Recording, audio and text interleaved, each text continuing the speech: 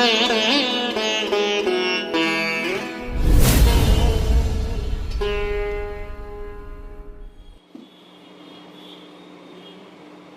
पास ये निवेदन आया है कि ये अधिक मास चल रहा है, तो कृपया अधिक मास पर ही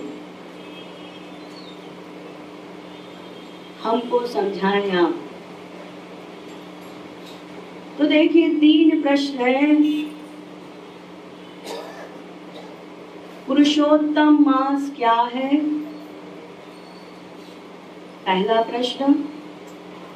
दूसरा प्रश्न, इस पुरुषोत्तम मास का महत्व क्या है?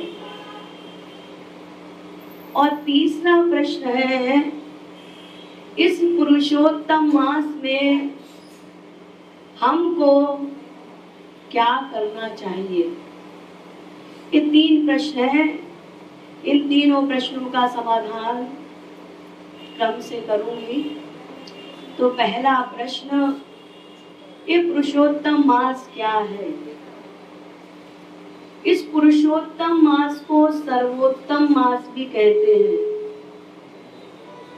अधिक मास भी कहते हैं और मल मास भी कहते हैं।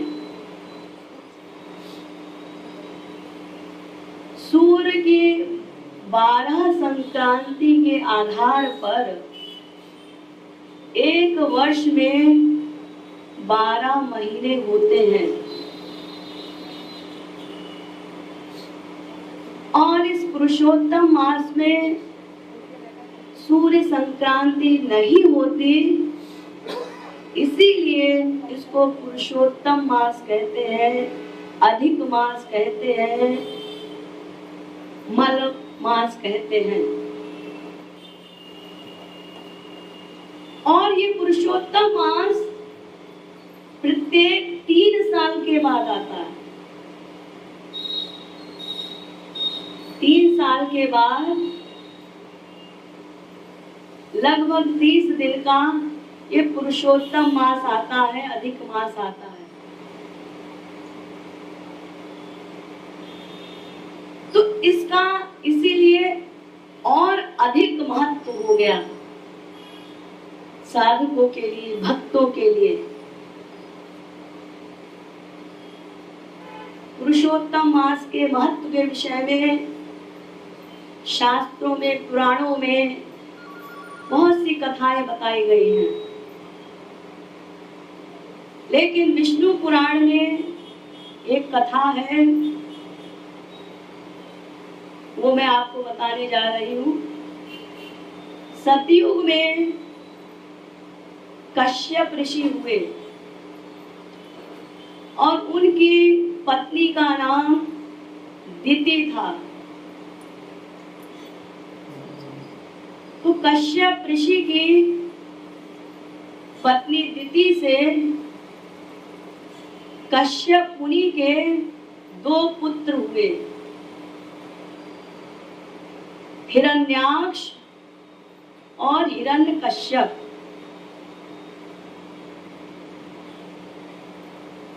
ये कौन है? इनकी कथा आपने महाराज जी के प्रवचन में सुनी होगी। सनकादिक परमहंसों के श्राप से जो भगवान के परिकर थे, जय विजय, उनको सनकादिक परमहंसों के क्रोध के कारण सनकादिक परमहंसों ने जय विजय को श्राप दिया था, जाओ 3 जन्म में तुम राक्षस बनो। तो सनकादिक परमहंस के क्रोध के कारण, श्राप के कारण जय विजय को 3 जन्म में राक्षस बनना पड़ा। तो पहले जन्म में हिरण्याक्ष हिरण्यकश्यप बने, दूसरे जन्म में रावण और कुंभकर्ण बने और तीसरे जन्म में कंस और शिशुपाल बने। तो दिति के 2 पुत्र हुए, हिरण्याक्ष और हिरण्यकश्यप। तो हिरण्याक्ष को मारने के लिए क्योंकि उसने बहुत अत्याचार फैला रखा था, देवताओं को बहुत परेशान कर रखा था। तो उसका वध करने के लिए भगवान विष्णु ने वराह अवतार लिया और वराह अवतार लेकर हिरण्याक्ष का वध किया। तो जब हिरण्याक्ष का वध किया तो हिरण्यकश्यप को ये बात अच्छी नहीं लगी, बहुत बुरा लगा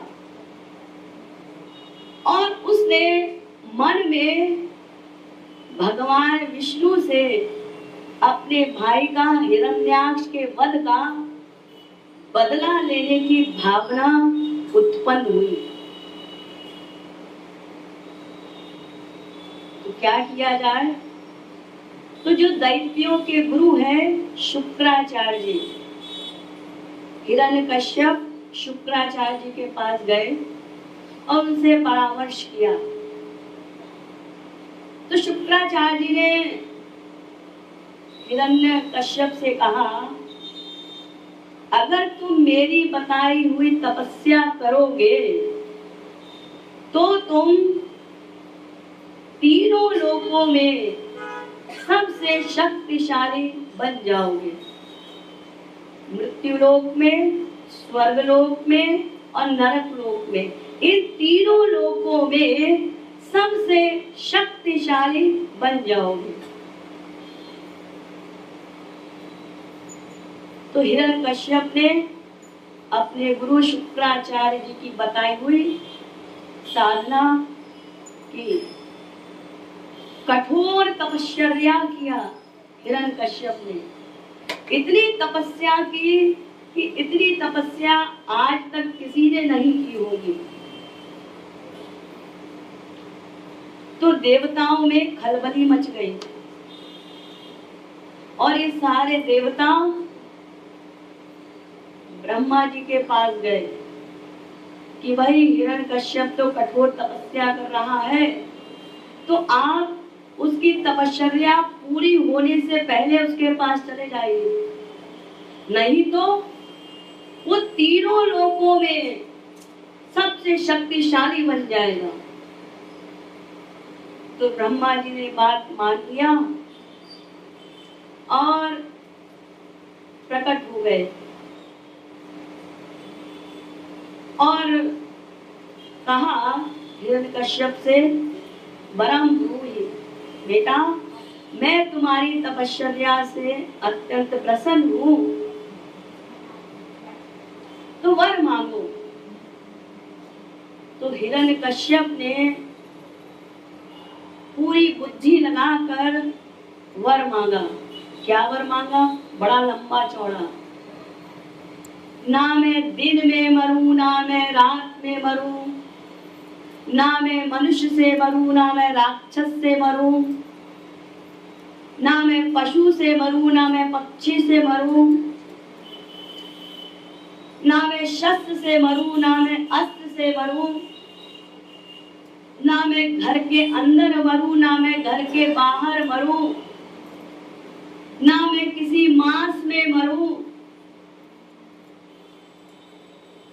लंबा चौड़ा वरदान मांगा और ब्रह्मा जी तथास्तु कहकर चले गए।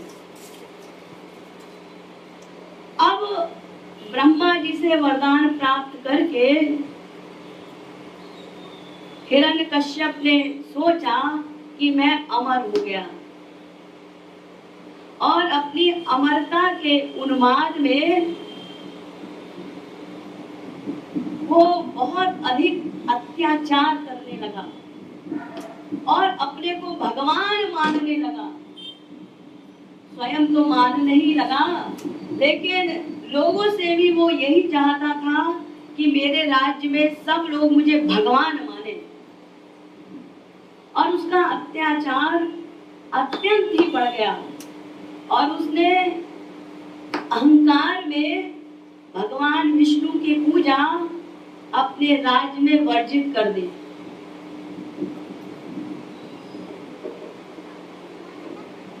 और अत्याचार उसका बढ़ता ही गया।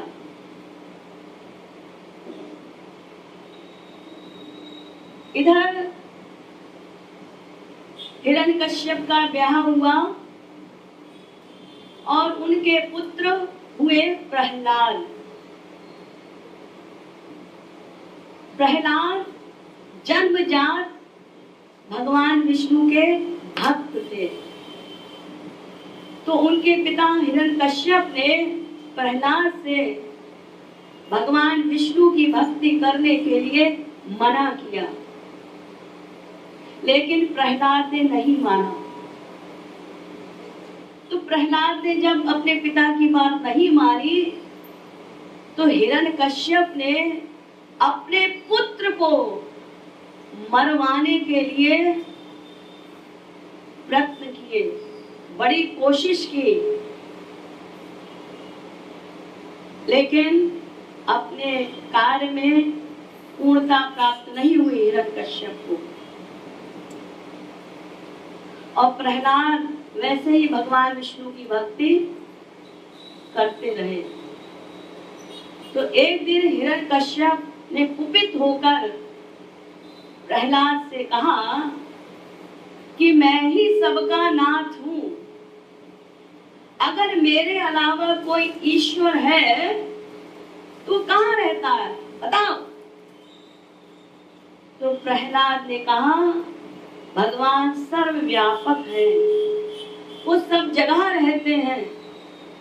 तो हिरण्यकश्यप ने अपने राज में एक खंबे को देखकर इशारा करते हुए प्रहलाद से कहा, क्या इस खंबे में भगवान है?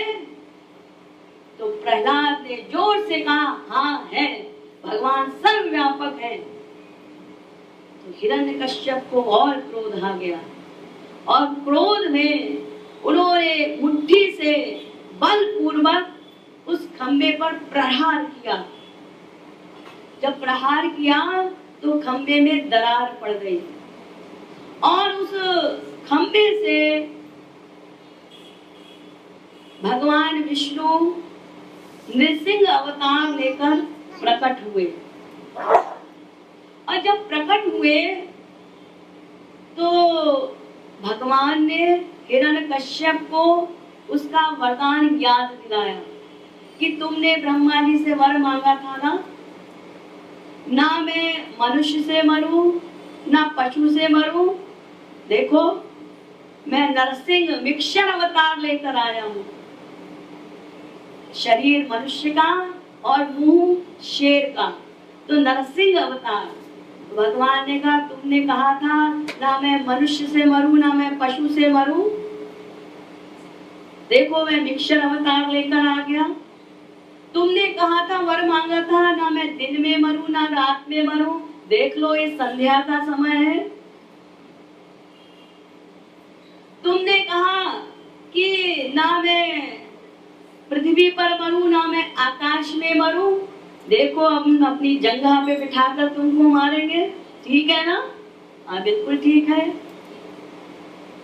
तुमने कहा ना शस्त्र से मरूं ना अस्त्र से मरूं, ठीक है हम अपने नाखूनों से तुमको मारेंगे।